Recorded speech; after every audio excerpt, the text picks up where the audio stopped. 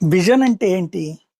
రాబోయే రోజుల్లో జరగబోయే పరిణామాలకి మనల్ని ప్రిపేర్ చేయడం అది విజన్. కానీ నేను విజన్ అని చెప్పుకుంటాం తప్పించి, మన విజన్ అంతా పొరపాటే అన్నటువంటి తేలినా, లేదు లేదు చాలా మేధావని ప్రజలకు పరిచయం చేసుకోవడం, ప్రచారం చేసుకోవడమే స్పెషల్. హైదరాబాద్ అనేటటువంటి దానికి ఆంధ్రప్రదేశ్‌లో ఉన్నటువంటి పెట్టుబడులన్నీ తరలించింది చంద్రబాబు గారు. ఒక అద్భుత రాజధాని కావాలి అని చెప్పేసి. సెంట్రలైజ్డ్ వద్దని ఆ రోజున కమ్యూనిస్టులు గొడవ చేశారు. భారతీయ జనతా పార్టీ కూడా తప్పట్టింది. కేంద్రీకృతం చేయొద్దు అన్నటువంటిది. కానీ బెంగుళూరు, చెన్నై తరహాలో మనం డెవలప్ చేయాలని తీసుకెళ్ళి కనీసం ఒక 50,00,000 కోట్ల రూపాయల పెట్టుబడులు అక్కడ పెట్టించుంటారు.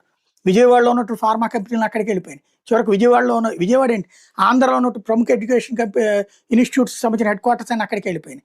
బెంజ్ కంపెనీతో సహా బెంజ్ సెంటర్ అనేది విజయవాడది. బెంజ్ కంపెనీతో సహా అన్ని కార్ల హెడ్ క్వార్టర్స్ అక్కడికి వెళ్ళిపోయినాయి. అశోక్ లేలాండ్ లాంటి ఆటో నగర్లో ఉండేటటువంటి సెంటర్లన్నీ అక్కడికి పోయినాయి. ఫలితంగా ఆంధ్రాలో ఉన్నటువంటి వాళ్ళందరూ ఉద్యోగాలు, ఉపాధి కోసం హైదరాబాద్‌కి పోవాల్సి వచ్చింది.